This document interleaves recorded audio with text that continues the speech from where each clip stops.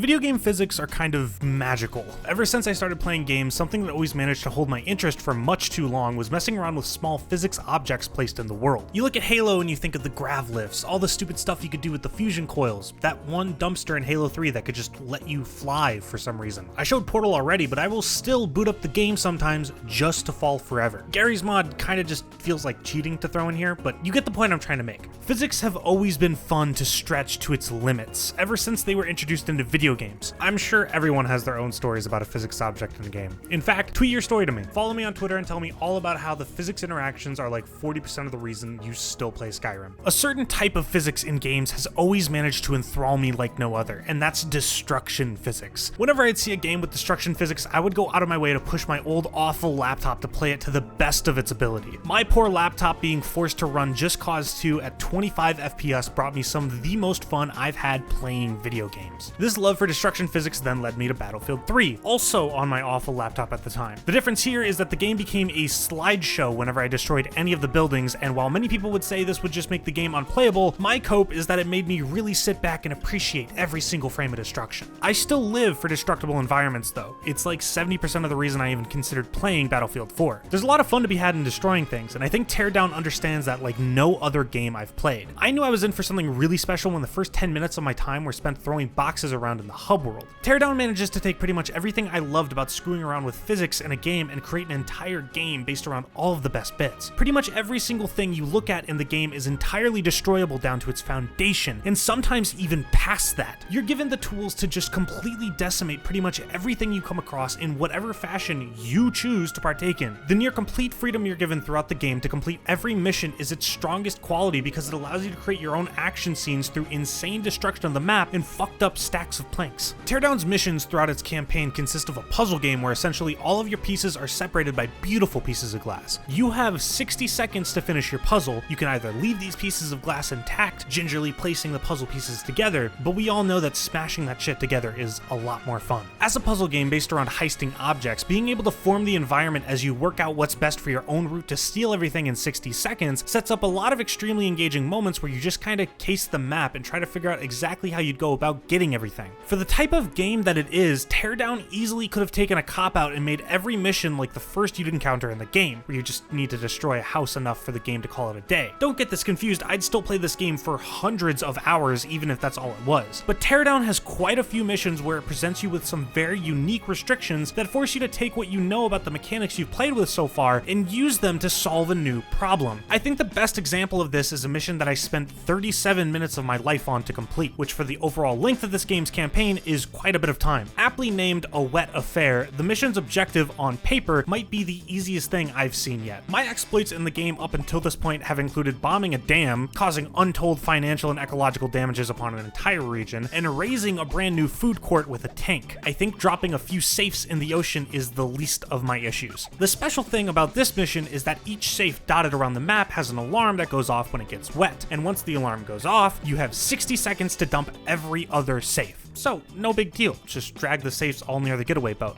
And it's raining. That rain isn't just an aesthetic background set piece, it actually makes the safes wet. And so now we have the puzzle all laid out. Being a stubborn bastard, I decided that this mission was super easy, actually, and that I could get every single safe on the map off the shore, including the bonus ones that I technically didn't have to worry about. And so that's what I set out to do. I made it infinitely more difficult for myself by wedging this semi-truck into places it definitely was not meant to go, but the whole reason I'm talking about this mission is that despite the insane plans I came up with to go about solving the problems presented to me, the game was prepared to handle every single one. This includes spending 8 minutes dragging a massive safe down a hallway, loading it into the back of a truck with no cover to protect it from the rain, and deciding that I could just make a cover with my planks, and the game allowed it. I was rewarded for thinking creatively, and that's what this game seems to be all about. After half an hour of setup, I finally arrived at a point where all I needed to do was drop the safe that I forgot about into the ocean, take a car to the door, get out of it, hop into another car, drive along this coast road to where I've positioned the other safes to be dumped, dump the big safe in the work truck, dump the semi-truck with all the other safes, and then escape. I cannot explain how smart I felt when I finally cleared that mission. It's not like your time clearing these missions is wasted either. The more objectives you manage to clear in a mission past what's required, the more ranks you get after the mission, which lets you unlock new tools faster. We're talking everything from hammers to bombs bombs, we got planks, a shotgun, pipe bombs, a rocket launcher. All of it's useful in stealing or destroying things in whatever mission you end up going on. Not every mission is a fun play on the mechanics of the game. For the most part, a majority of the missions I played are a standard heist type of mission that has me stealing or destroying objects, sometimes a combination of the two. I start out by casing the map, looking around and breaking some stuff to create a path between everything I need to hit, and then quick saving a couple times before I go through the heist and realize I forgot about an entire required objective all the way across the map.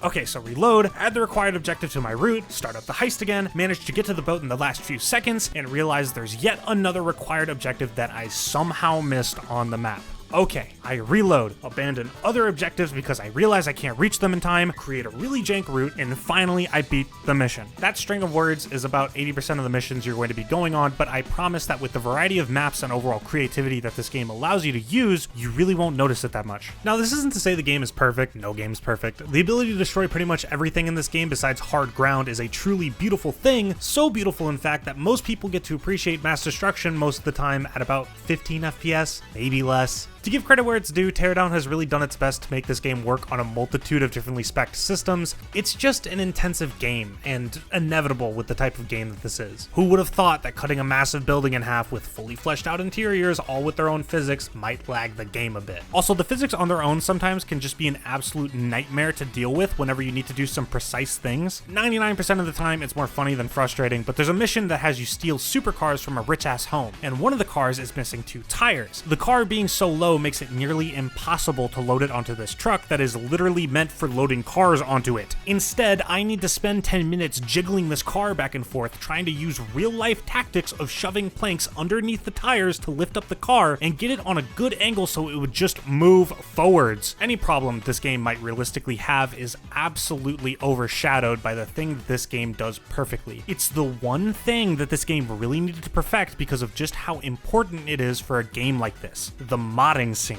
Teardown succeeds at being so insanely moddable that the community can mod whatever map or weapon they want in the game to destroy whenever they want. A lot of the mods are pretty impressive as well. One of the most popular maps is a plane with a full interior and exterior that when destroyed simulates cabin pressure and can also crash to the ground when the engines are destroyed. Is the only puzzle game you enjoy playing Portal? Well, here you go. Continue playing Portal. Full ass portal gun modded into the game. Also, first thing I made sure to check, yes, you can fall forever. I can call in an AC-130 airstrike, I can throw a black hole, there's this Omni Cutter thing that just cuts through literally everything like butter. One of the mods I showed off earlier was a mod that adds on a sword from Metal Gear Rising: Revengeance. Extremely satisfying to cut an entire plane in half. So go play Teardown. It's $20 on Steam. I was gifted this by a friend, but I would gladly pay $20 for it. If you enjoy destroying things in video games, perhaps you're a reformed Minecraft griefer, consider picking this game up. You'll enjoy it. I promise. Thank you so much for watching. Make sure to subscribe and click on another video to continue watching more.